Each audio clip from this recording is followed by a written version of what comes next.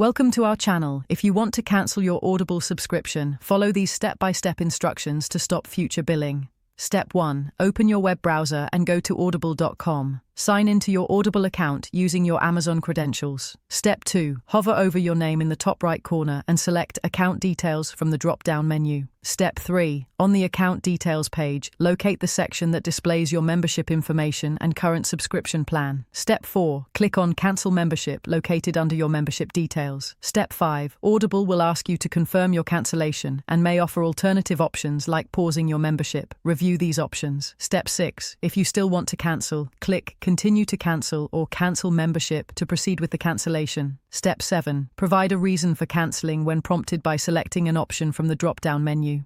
Step 8. Complete the cancellation by clicking the Final Confirmation button. You'll receive an email confirming your Audible subscription has been cancelled. Any unused credits will expire, so consider using them before cancelling. Don't forget to like this video and subscribe to our channel.